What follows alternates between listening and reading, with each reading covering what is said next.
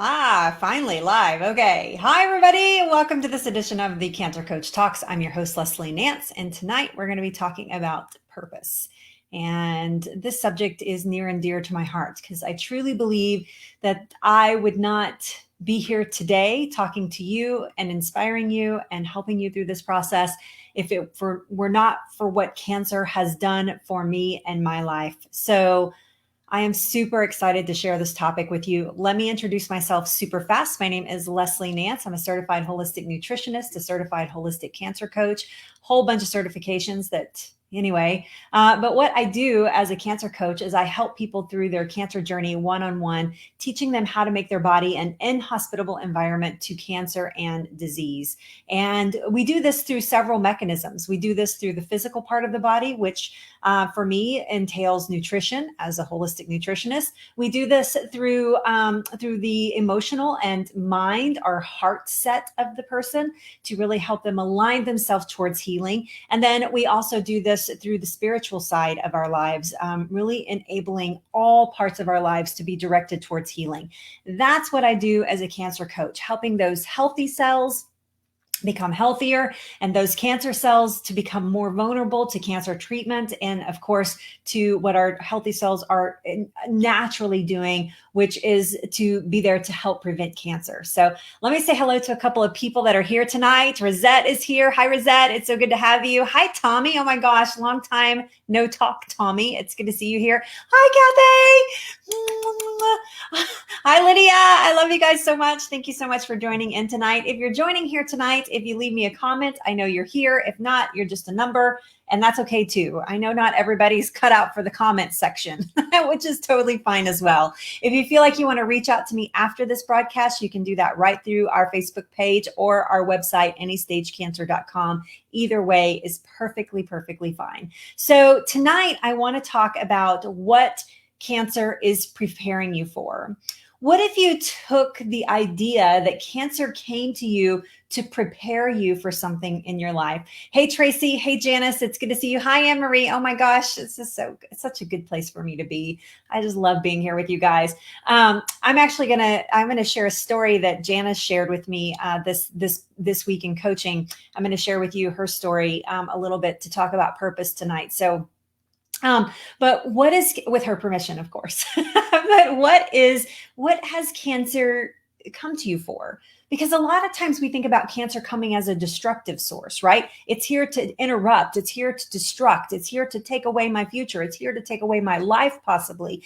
It's here to make life harder. It's here to steal money from me. It's here to rob me of relationships. It's here to rob me of the things that I love to do most. Sometimes it's here to rob us physically of our physical abilities in life and our mental abilities in life.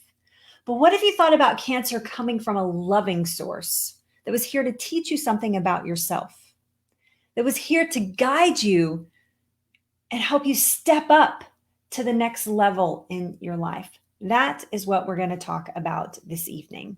So every single one of you that are here this evening and are watching in replay, whether you're watching on Facebook or you're watching on YouTube, by the way, thank you for doing that. Every one of you here has a purpose in your life. You were put here for a reason.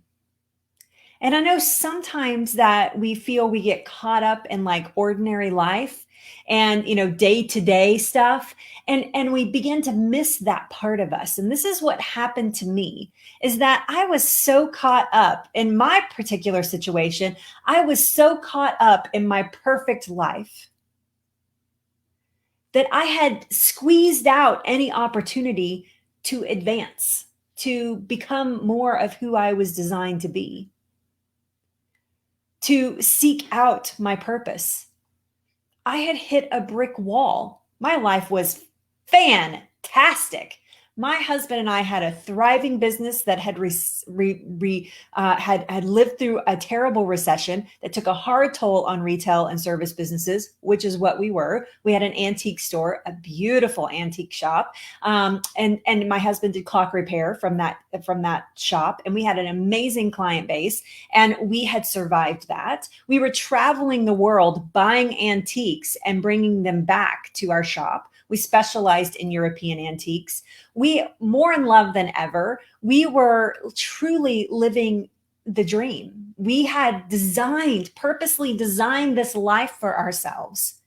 And then one morning, I find a lump in my breast during sex, no less. We had a great sex life. Well, we still do, but it had its problems after that. I'll talk about that in another session. But we had problems. And it just came crashing in as if somebody had thrown a freaking giant boulder through our window of our lives. And I said to him that morning when I found that lump, I said to my husband, I said, if this is what I think it is, and I pretty much knew what it was, even although I didn't know, I knew, I instinctually knew. I said to him, I said, if this is what I think it is, this is going to change our lives forever. Now, what I didn't know when I said that is how it was going to change our lives. I meant that it was going to be something horrible, that it was going to kill me, that this was going to make everything different, that our perfect life was over. What I didn't know is that cancer was coming from a loving source, and it was coming into my life to teach me more about who I was designed to be, why I was put here on this planet. And when I discovered that, nothing was going to stop me. Nothing will stop me. I will continue to serve people on a level that is personal and loving and infectious with the notion that cancer is not your destiny. But had I not ever had cancer myself, I would never know this purpose that I'm living in now. I would never know or understand how more perfect my life could be. My life's not perfect. Nobody's life is perfect. I would have never understood that. So one of the biggest things when cancer comes into our lives, one of the biggest things that happens to us is that it steals away the idea that we can think about our future. And I will give you the perfect example of this. And I'm going to use a lot of my own examples tonight because this is so personal to me. This is such a personal journey and personal story, particularly when we're talking about purpose. But you stop planning for the future. You stop planning vacations. You stop planning retirement. You stop planning and you go into past and you go into nothing but present. And you live moment to moment. I call this transactional living. You live transaction to transaction. What comes next? Next doctor's appointment, next scan, next treatment, next. And you get in this transactional living and you stop thinking about your future because you're scared to think about the future because you're afraid cancer is going to take it from you. But I'm here to tell you that cancer is not the only threat on the planet for us human beings. In fact, it's one of the smallest. In some scenarios, in some cancer statistics, it's probably more dangerous to drive down the major highway that's in your city than it is for cancer. We don't think twice about getting in our car and driving down the highway, do we? But it robs us of that. We stop planning for things that we want to happen. We stop thinking about old age because we're scared to think about it. Because what if it doesn't happen? What if all of a sudden I don't get to live to be 125? What if all of a sudden, that's my goal, by the way, to live to be 125. I'll talk about that in another session as well. But what is it? Why does it do that? Other threats in our lives don't make us do that. Other distresses in our lives don't make us stop thinking about our future. But we do when we have cancer. And so my own personal story in that was the day that I was about 2 or 3 weeks into my journey, and I was diagnosed right at Christmas time. So I had to wait until for all my appointments to like after the holidays. It was such a pain in the booty. Anyway, and it was really stressful and really horrible because I really thought that was my last Christmas on earth. But anyway, but I had my first oncology appointment wasn't until New Year's Eve, 2012. So I go to the oncology appointment, and my husband and I had planned, I was still planning for the future, a little bit far in the future, but I had lost so much weight because of the stress. I had lost like almost 30 pounds in a very short period of time, probably in about well, maybe not 30 pounds. I had lost about 18 pounds, actually, to be exact. I had lost about 18 pounds in about a 2-week period. And so over Christmas, even, that's how stressed I was. I was not eating and I was not sleeping, and the weight just fell off of me. And so all my jeans for the party that we were going to for New Year's Eve would not fit me. And so I needed a new pair of jeans. So the plan was to go to the oncology appointment, grab a bite to eat, and go buy me new jeans at J. Crew because I'm short and I have a short waist and they're the only jeans that fit me. So that was a plan. So we went to the oncology appointment, and I did not expect what was going to happen in that oncology appointment. And when I sat down in her office, and she looked at me and said, "Leslie, you have your pathology from your biopsy is actually different than the original pathology. Your original pathology said that you were ER/PR positive, which means estrogen and progesterone positive, and HER2 negative. Your pathology that they have done since then, from the initial biopsy, says that you are HER2 positive, which means it was triple positive." Now, this was a conflicting information for me. And I knew immediately that HER2 positive meant that I didn't have anything that they could see in the biopsy in my lymph nodes. So I wasn't expecting the chemo talk at all. And because it was HER2 positive, she said, then therefore we're going to be recommending chemotherapy. And then she starts telling me all of that. And I'm just sitting there, wah, wah, wah, wah, wah, wah, wah, wah, wah, wah, chemo, wah, wah, wah, wah, wah, hair loss, wah, wah, wah, wah, wah, your eyebrows are going to fall out, wah, wah, wah, wah, wah. And she had a mirror in her office that was right behind her. And I sat there and stared at myself in that mirror that entire time. And I saw my entire life flash before me. And it was devastating. And I was terrified. And I walked out, and Robin was talking to me. He's like, where's that J. Crew that we're going to? Where do you want to go for lunch? La, la, la. And I sit down in the car, and he's like, "Do you believe any of that?" And I was like, "I don't know what I believe." And then I busted out in tears. And I said, "I just forget lunch. I can't eat. I would throw up if I ate right now." And I said, "And don't even worry about spending like $36 on a pair of jeans for me, because I am not going to be here long enough to warrant a pair of jeans." That's how instantaneous that cancer stole my future. It stole my future of that day. We did end up going out that night with some friends, but I was miserable. I couldn't even think straight. And my jeans were too big. I had to wear a belt and cinch them up. I'm not being funny. I'm being serious. And I tried to look nice, but I'd been crying all day. It was ridiculous. But cancer robbed me. That news robbed me of that. But what I've since learned is that it wasn't cancer that robbed me of that. It was my decision and how I would react to the situation that robbed me of that. So that's one of the biggest things that happens, is that cancer. So we can't see our future. We can't see our purpose because we're constantly in the state. We can't see the purpose cancer has come for because we're in the state of this emergency, this transactional living. The next thing that it does is that it causes us to spend loads of time in the past. We spend a lot of time reminiscing. You may have pulled out old photo albums. You may think about old friends that you haven't talked to in a long time.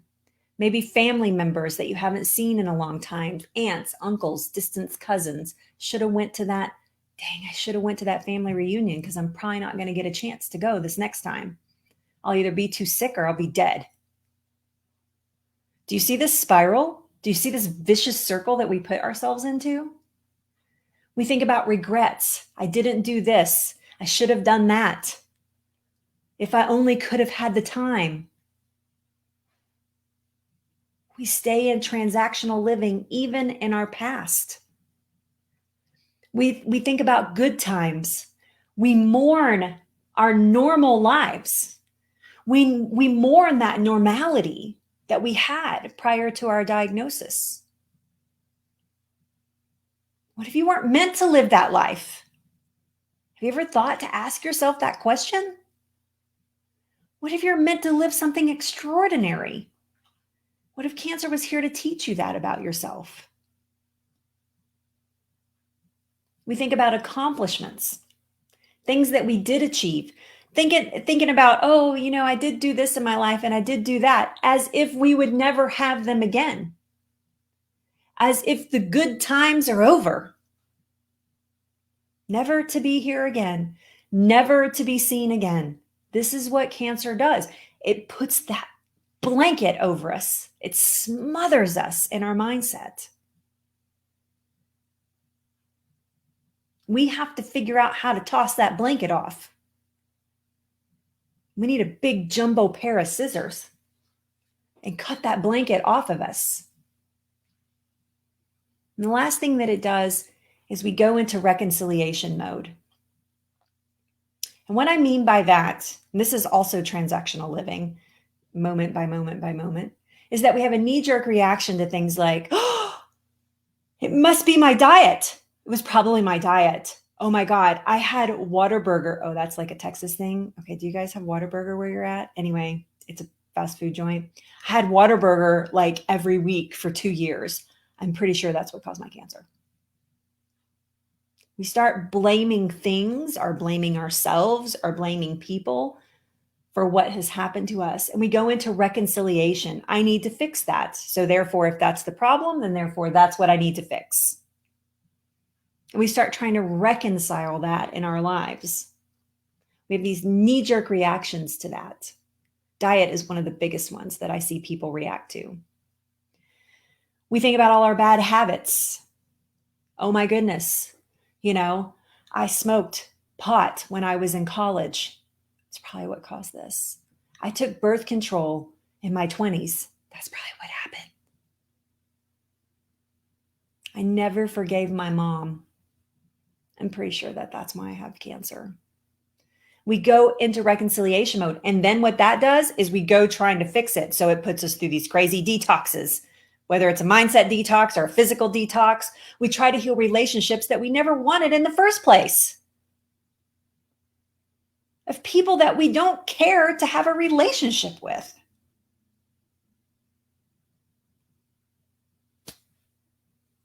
We go into fix it mode because if we can fix that, then maybe we can fix what's happening in our lives. Maybe if we reconcile, cancer will go away. Happens a lot. So Janice is here tonight. Janice is one of my clients, an amazing, amazing superwoman cancer boss.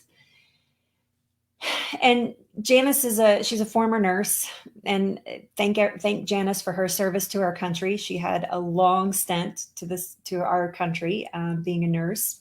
And I certainly appreciate her on many levels, but on that level as well.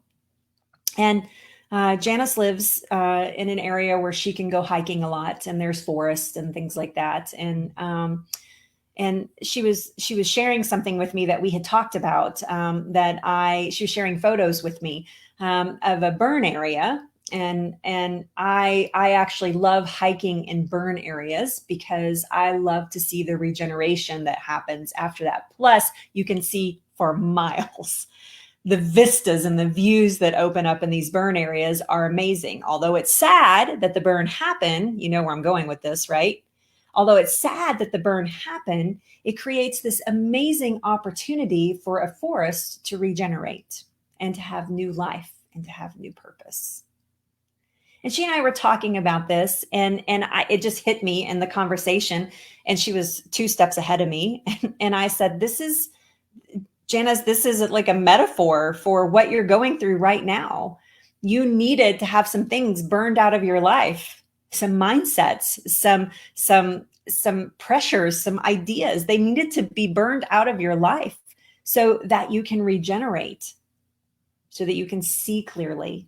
You can see for miles and miles and miles, and you can watch the regeneration happen in your life. Because when a forest burns, the trees that are left behind, the stumps that are left behind, will eventually fall to the ground because of wind or just natural resources cause that to happen. And when that happens, those trees actually provide fertilizer for the new forest to grow.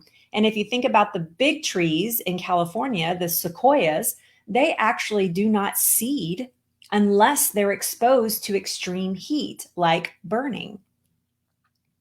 And so we had a little bit of a text back and forth about that, and she showed me some beautiful photos, and it was so inspiring to me. But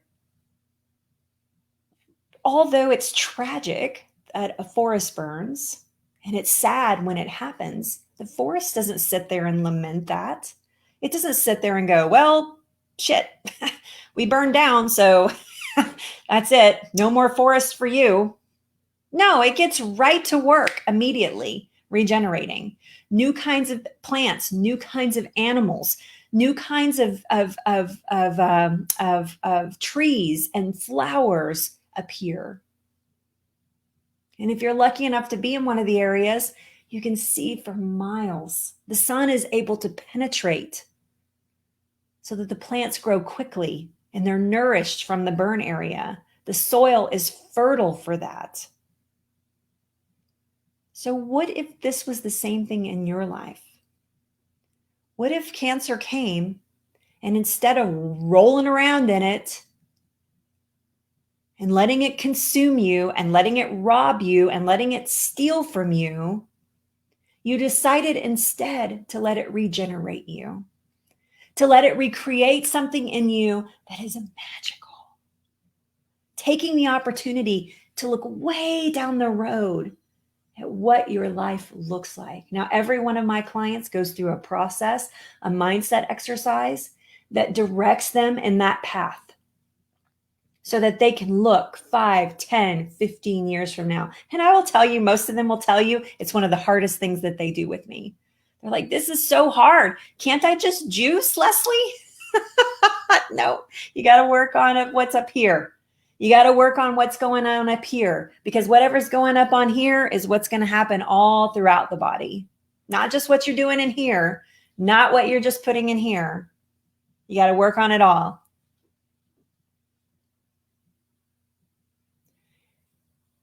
And so just like the forest, each of us are designed for that. You've been burned by cancer.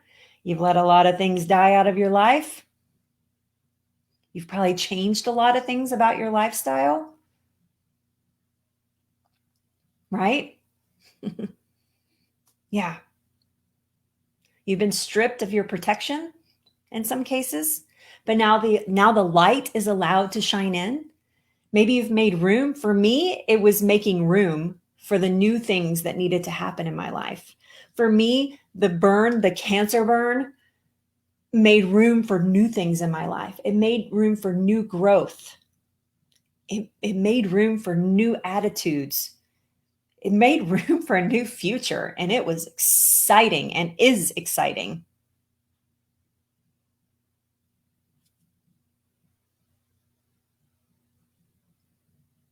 So because of cancer, if you think about it as creating growth in your life and making room for it, as opposed to steal growth and steal your future, how does that change everything? What does that do for you? That's freaking exciting. I don't know about you, but that's exciting. Now I have the benefit of being 7.5 years past my diagnosis and having full understanding. Some of you are just newly diagnosed. Some of you are just now getting the news. Some of you are in the middle of treatments. Some of you are only a year or so past your journey. Some of you are just fresh out of your journey. We're in any stage. That's what the business is. That's why I named it that. You're at any stage of cancer, any stage of treatment, any stage of growth.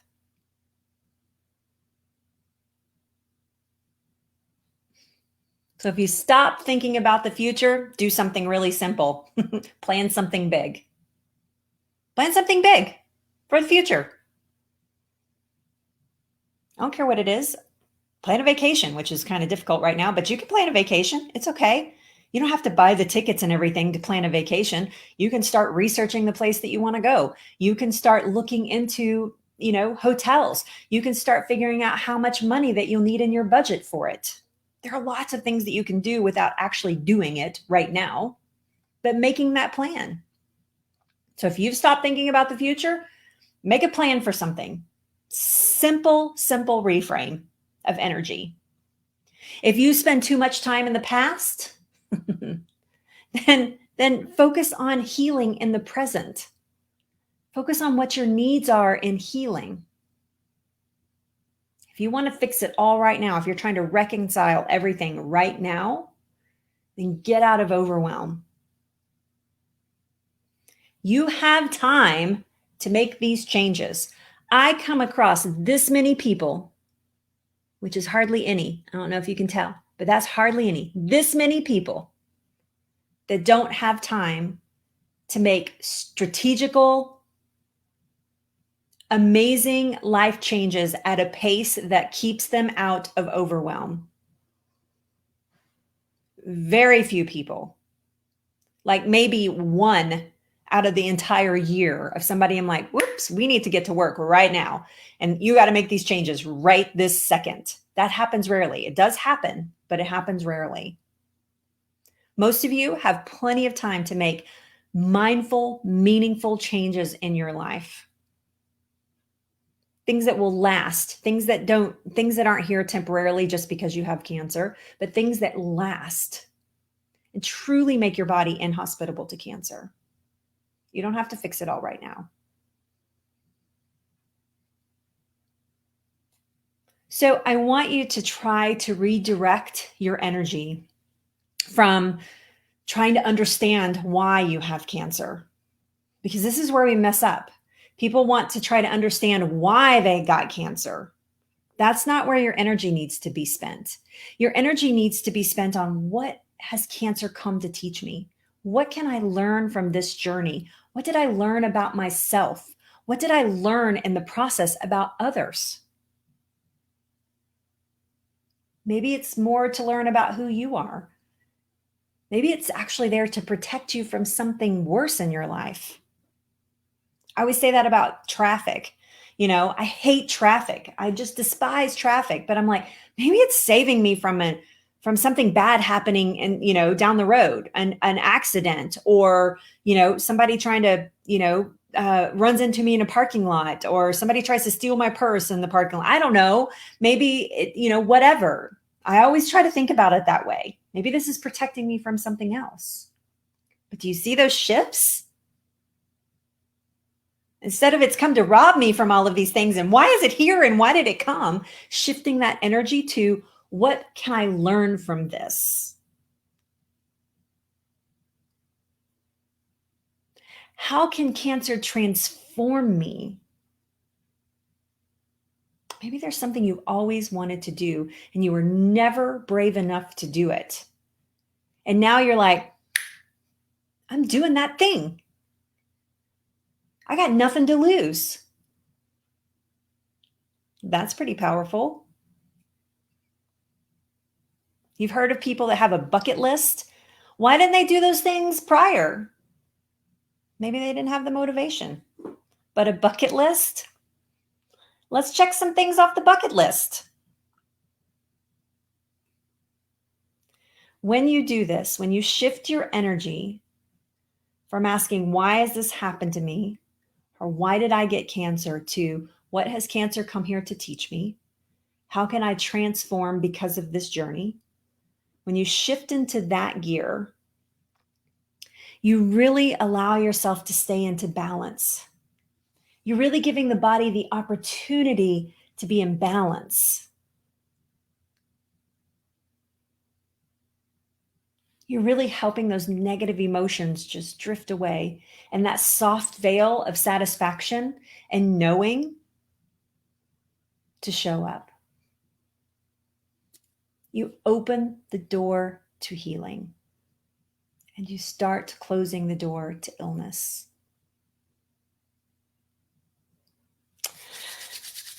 All right, that's all I have for you this evening. Whew, that made me tired.